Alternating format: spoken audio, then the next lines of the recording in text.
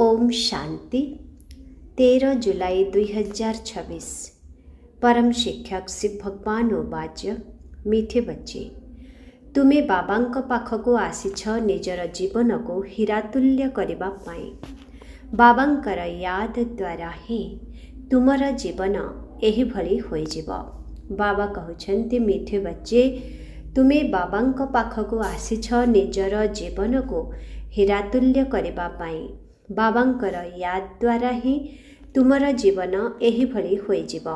प्रश्न, नुआ दुनिया रे उच्च पद पाइबा केउ गोटिए मुख्य पुरुषार्थ करिबाकु हेबो?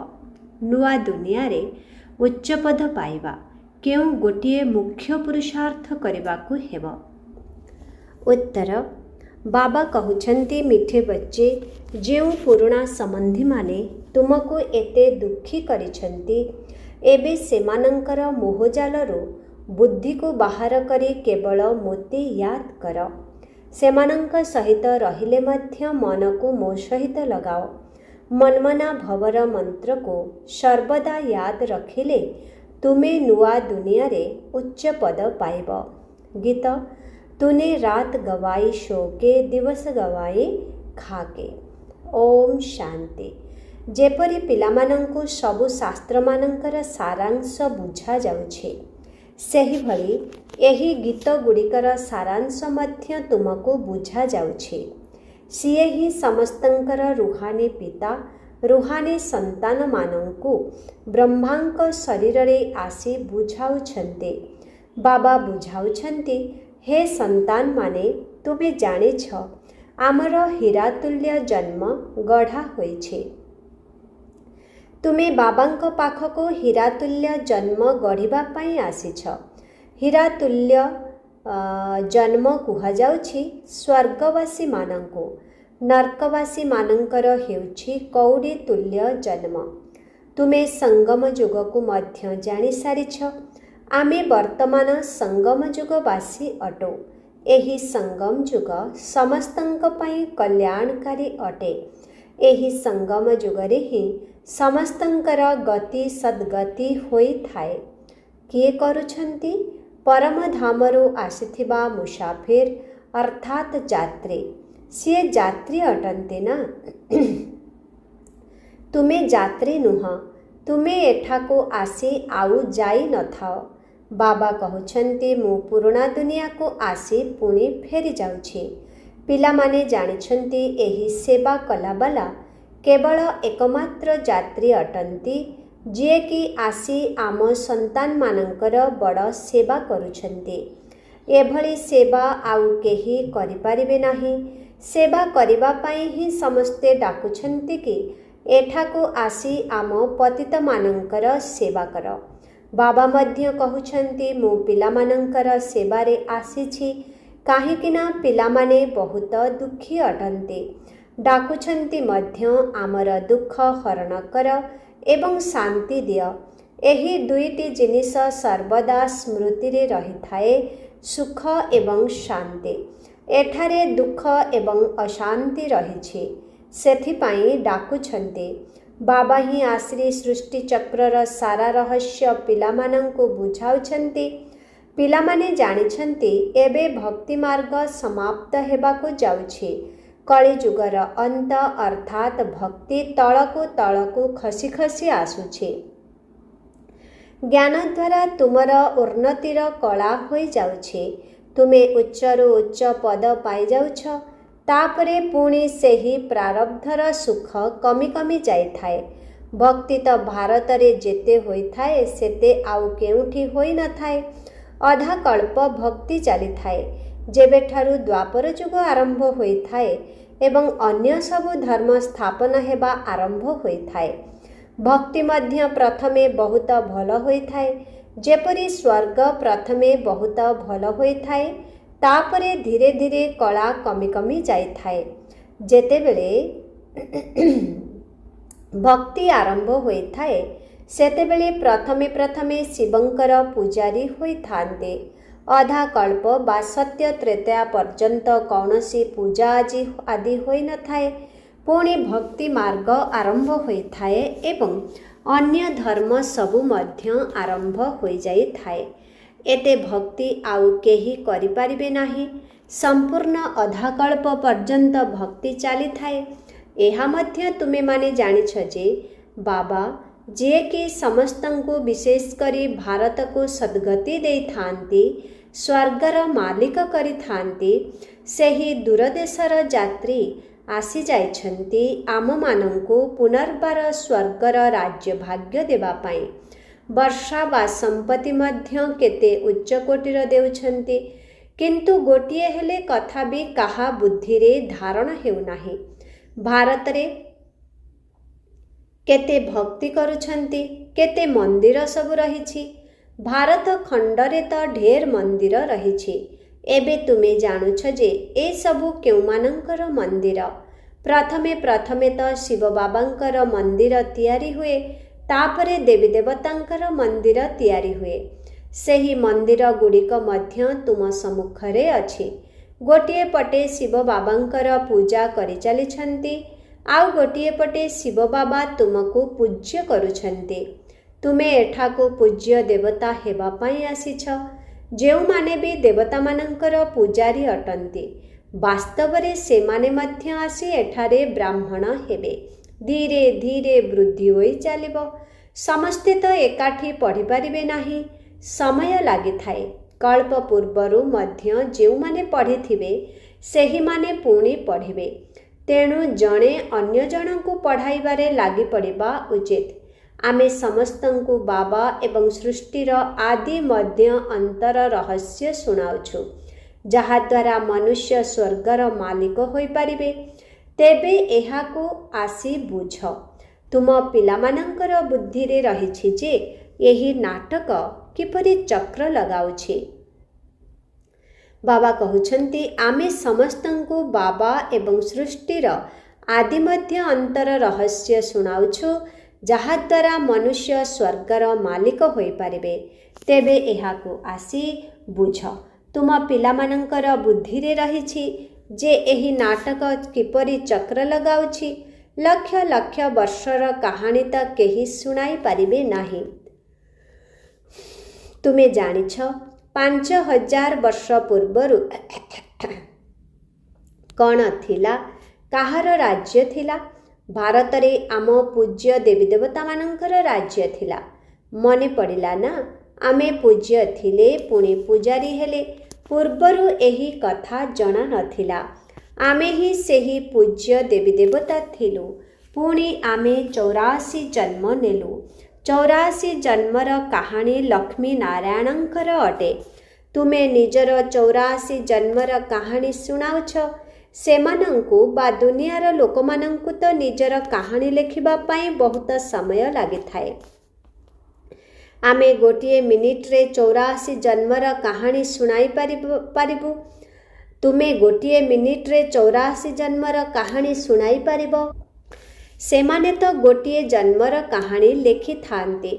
छोट अवस्थारे कौन कौन करिथिले ये मध्य निजर कहानी सुनाउछन्ते। आमे 84 जन्मर चक्र किपरि लगाउछु एहा तो जनकर कथा नुहे, बहुत ब्राह्मण अछन्ते। तुमे माने ही केवल एही चक्र को जानिछ।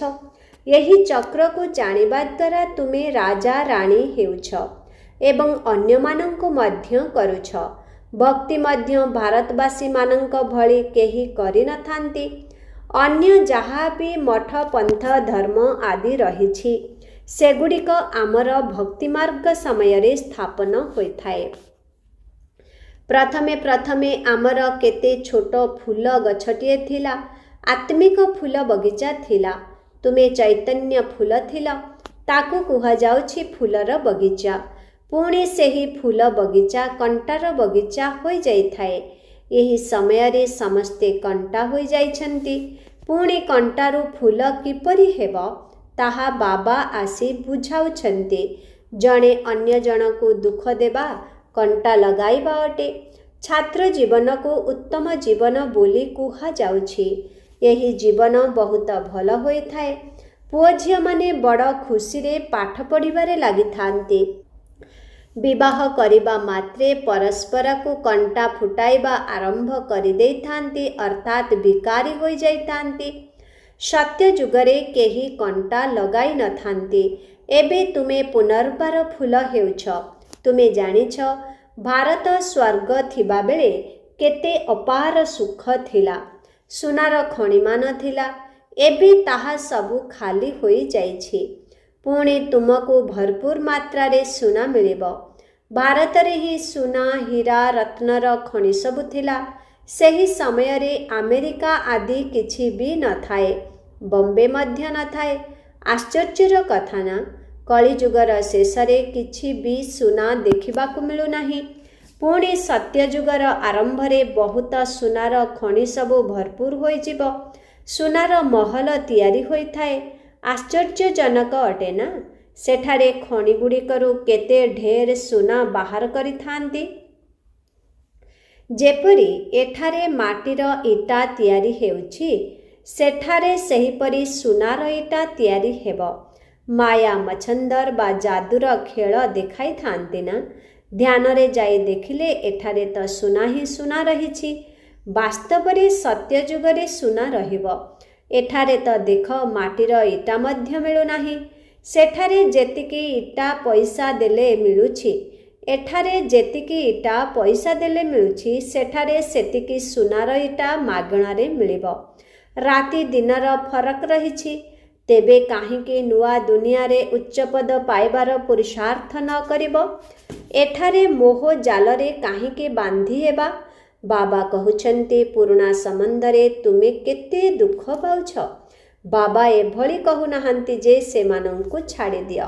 କେବଳ ବୁଦ୍ଧି ଯୋଗ ଏକମାତ୍ର ବାବାଙ୍କ ସହିତ ଲଗାଅ, ତେବେ ତୁମେ ବିଶ୍ୱର ମାଲିକ ହୋଇଯିବ।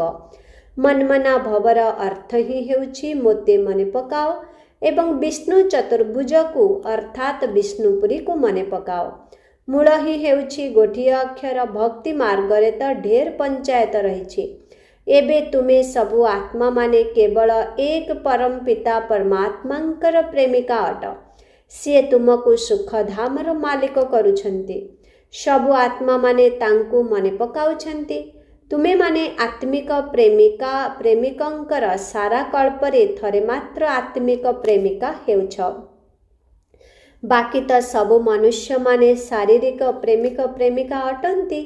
ଏବେ ବେହଦର ପ୍ରେମିକାମାନଙ୍କୁ ବେହଦର ପ୍ରେମିକ ମିଳିଯାଇଛନ୍ତି। ତାଙ୍କୁ କହୁଛନ୍ତି ମଧ୍ୟ ଏଠାକୁ ଆସ ଏବଂ ଆମକୁ ପତିତରୁ ପାବନ କର। ସେହି ଜଣକୁ ହିଁ ଡାକୁଛନ୍ତି। ତୁମେ ଜାଣିଛ ଆମମାନଙ୍କର ଆତ୍ମା ପତିତ ହୋଇଯାଇଛି, ସେଥିପାଇଁ ଡାକୁଛନ୍ତି, ହେ ପତିତ ପାବନ ଆସ। ଯେତେବେଳେ କୁମ୍ଭମେଳା ଲାଗୁଛି, ତେବେ କେତେ ଭକ୍ତ ଯାଇ ଗଙ୍ଗା ସ୍ନାନ କରୁଛନ୍ତି, କିନ୍ତୁ ଲାଭ କିଛି ବି ନାହିଁ। କେହି ବି ପବିତ୍ର ହେଉନାହାନ୍ତି। ଏବେ ବାବା ଆସି ଜ୍ଞାନର ବର୍ଷା କରୁଛନ୍ତି। ତୁମ ଉପରେ ଜ୍ଞାନର ବର୍ଷା ହେଉଛି, ଯାହାଦ୍ୱାରା ଏହି କଣ୍ଟାର ଜଙ୍ଗଲ ପୁଣି ଫୁଲର ବଗିଚା ହୋଇଯିବ। ତୁମେ ଜାଣିଛ ଯେତେବେଳେ ଆମର ରାଜ୍ୟ ହେବ, ସେତେବେଳେ ସେଠାରେ କେହି ବି ପତିତ ନଥିବେ।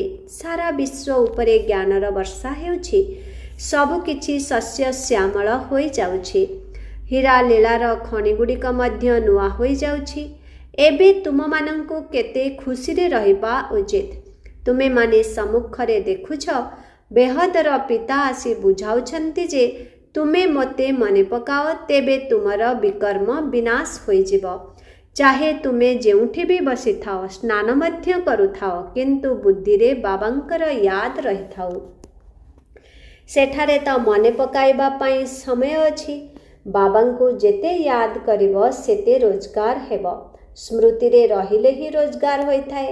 ଏଭଳି କେବେ ଶୁଣିଛ କି ୟାଦରେ ରହିବା ଦ୍ୱାରା ରୋଜଗାର ହୋଇଥାଏ? କେତେ ବଡ଼ ରୋଜଗାର! ତୁମେ ବିଷ୍ଣୁପୁରୀର ମାଲିକ ହୋଇଯିବ। ତୁମେ ଜାଣିଛ ଆମ ଆତ୍ମାମାନଙ୍କର ପିତା ନିରାକାର ଅଟନ୍ତି। ସିଏ ଏହି ଶରୀରର ଆଧାର ନେଇଛନ୍ତି। ଭାଗୀରଥଙ୍କର ମଧ୍ୟ ବର୍ଣ୍ଣନା ରହିଛି ନା? ଭାଗ୍ୟଶାଳୀ ରଥ, ଯେଉଁ ରଥରେ ପରମ ପିତାଙ୍କର ପରମ ଆତ୍ମା ସବାର ହୋଇଥାଏ। ଆତ୍ମାର ରଥ ଯେତେବେଳେ ପ୍ରସ୍ତୁତ ହୋଇଯାଏ, ସେତେବେଳେ ଆତ୍ମା ତୁରନ୍ତ ଆସି ପ୍ରବେଶ କରେ। ବାବାଙ୍କୁ ତ ଏହି ରଥରେ ଆସି କେବଳ ଜ୍ଞାନ ଦେବାର ଅଛି।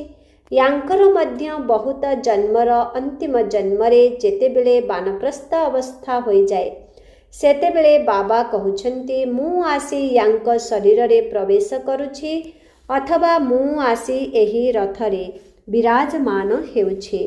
ବାକି କୌଣସି ଘୋଡ଼ା ଗାଡ଼ି ରଥର କଥା ନାହିଁ।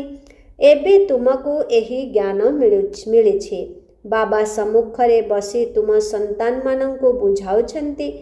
ତୁମକୁ ତ ବହୁତ ଖୁସି ଲାଗିବା ଉଚିତ। ଯେଉଁମାନେ ICS ପରୀକ୍ଷା ଦେବା ପାଇଁ ପାଠ ପଢ଼ୁଥାନ୍ତି, ସେମାନଙ୍କର ବହୁତ ନିଶା ରହିଥାଏ। ତାହା ସବୁଠାରୁ ବଡ଼ ପରୀକ୍ଷା। ଏହା ମଧ୍ୟ ତୁମର ପାଠପଢ଼ା ଅଟେ। ଏହା ଭଗବାନଙ୍କର ପାଠଶାଳା ଅଟେ। ଏବେ ପ୍ରଶ୍ନ ଉଠୁଛି, ଭଗବାନ କିଏ? କ'ଣ ଶ୍ରୀକୃଷ୍ଣ ନା ଶିବ ବାବା? ସମସ୍ତଙ୍କର ଭଗବାନ କିଏ? କେବଳ ଏକ ନିରାକାରଙ୍କ ବ୍ୟତୀତ ସମସ୍ତେ ତ ଶ୍ରୀକୃଷ୍ଣଙ୍କୁ ମାନିବେ ନାହିଁ।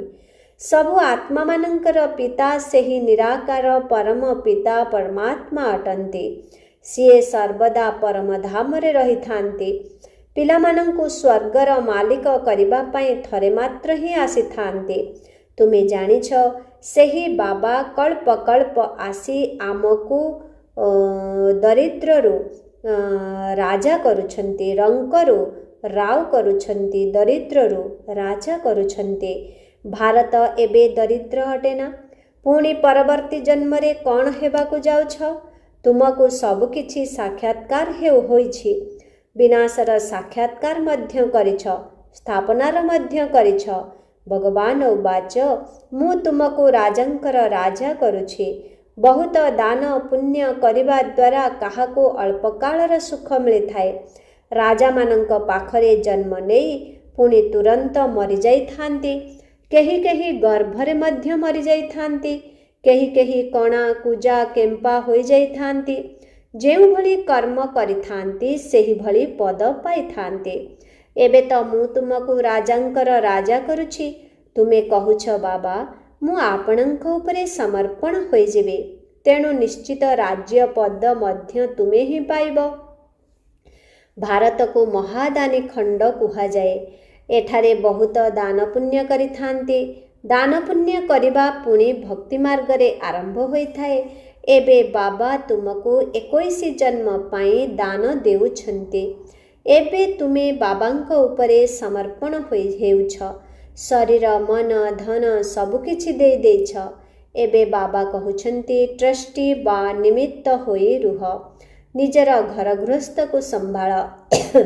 ସବୁକିଛି ଶିବ ବାବାଙ୍କର। ମୁଁ ଆପଣଙ୍କର। ଆପଣଙ୍କୁ ହିଁ ମନେ ପକାଉଛି।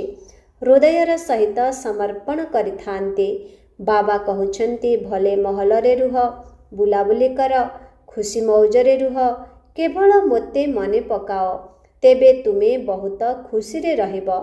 ତୁମେମାନେ ବିଶ୍ୱର ମାଲିକ ଥିଲ। ଏବେ ପୁଣି ତୁମେ ପୁରୁଷାର୍ଥ କରି ସେହିଭଳି ହେଉଛ। ବାବା ବୁଝାଉଛନ୍ତି, ମିଠା ମିଠା ସନ୍ତାନମାନେ, ଏହି ଯୋଗବଳ ଦ୍ୱାରା ହିଁ ତୁମେ ବିକର୍ମାଜିତ ହୋଇଯିବ। ବାବାଙ୍କର ୟାଦ ଦ୍ୱାରା ତୁମେ ବିଶ୍ୱର ମାଲିକ ହେଉଛ।